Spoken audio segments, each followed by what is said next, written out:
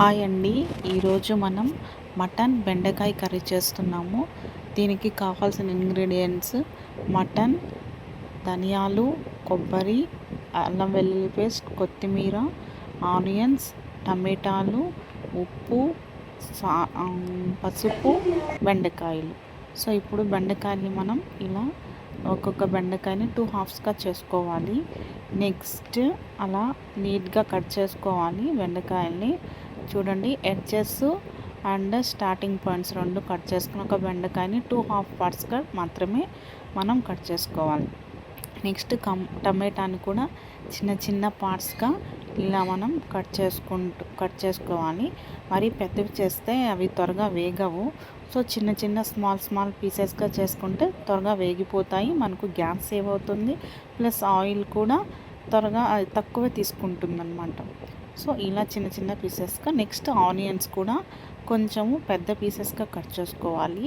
ఇలా కట్ చేసుకొని పక్కన పెట్టుకొని నెక్స్ట్ కొబ్బరిని ఇలా సన్నగా మనము తురుము పెట్టుకోవాలన్నమాట. ఇలా తురుము పెట్టుకున్న కొబ్బరిని నీట్గా ఇలా తురుము పెట్టేసుకుంటే కొబ్బరిని ఇలా వస్తుంది.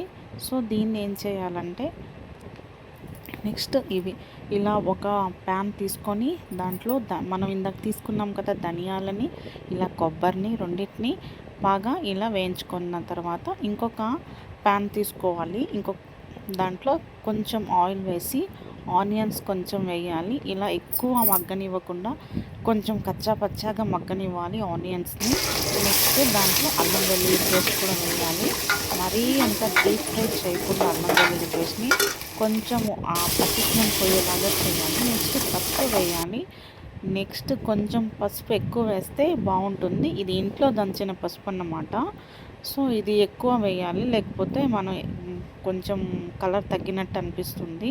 నెక్స్ట్ ఇప్పుడు కొంచెం సాల్ట్ వేయాలి. దాంట్లో సాల్ట్ వేసిన తర్వాత మనం ఇందాక నీట్గా కడిగి పెట్టుకున్న మటన్ ముక్కల్ని ఇందులో వేసి బాగా కలపాలి. చూడండి, ఇలా కింద పైన బాగా కలపాలి. కలుపుతూ ఒక 5 మినిట్స్ అలాగే కలుపుతూ ఉండాలి. సో ఇలా కలిపిన తర్వాత నెక్స్ట్ దాంట్లోకి మనము ఇంట్లో చేసి పెట్టుకొని ఉంటాం కదా మిరప్పొడి, అది కొంచెం వేయాలి. తర్వాత ఫస్ట్ వాటర్ వేసిన తర్వాత వాటర్ వేయచ్చు, దానికి ముందర మిరప్పొడి అయినా వేయచ్చు. సో ఇప్పుడు మనం మిరప్పొడిని వాటర్ వేసేసాము. వాటర్ వేసిన తర్వాత చూడండి ఇలా వస్తుంది. తర్వాత ఎంత అయితే మీరు కారం తినగలరో, మీ టేస్ట్కి ఎంతైతే సరిపోతుందో అంత కారం తీసుకోండి. మేమైతే ఎక్కువ తినమండి, మీడియంగా ఒక 3-4 స్పూన్స్ మాత్రమే వేస్తున్నాము.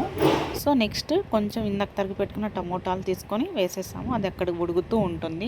నెక్స్ట్ ఏం చేయాలంటే ఇందాక మనం ఫ్రై చేసి పెట్టుకున్న కొబ్బరి తురుముని, ధనియాల్ని ఇలా మిక్సీ పట్టుకోవాలి. సో ఇలా మిక్సీ పట్టిన తర్వాత ఇలా వస్తుంది. దాంట్లో కొంచెం ఆనియన్స్, కొంచెం టమాటాలని వేసి మళ్ళీ దాన్ని మిక్సీ పట్టి చేస్తే ఇలా పేస్ట్ వస్తుంది. సో ఈ పేస్ట్ ఏం చేయాలంటే ఆల్రెడీ మనకు ఉడుకుతుంది కదా మటన్ కర్రీ, అదంతా దాంట్లోకి ఈ టమాటా, కొబ్బరి, ఆనియన్ పేస్ట్ని నెక్స్ట్ ఇలా మనం ఇందాక తరిగి పెట్టుకున్నాం కదండి బెండకాయల్ని.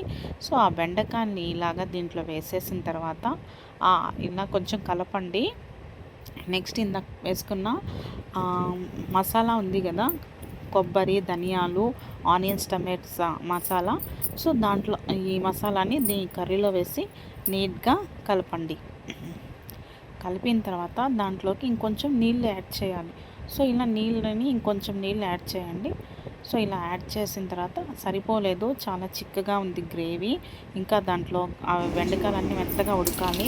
సో త్వరగా ఉడకాలి అంటే ఎప్పుడైనా గమనించండి, మటన్ కానీ ఏదైనా కానీ నాన్ వెజ్ త్వరగా ఉడకాలి అంటే దాంట్లో కొంచెం చింతపండు రసం వేస్తే ఈజీగా ఉడికిపోతుంది.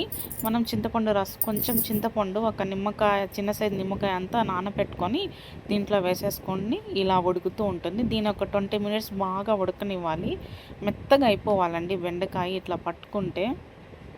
సో ఇలా ఉడుకుతూ ఉంటుంది.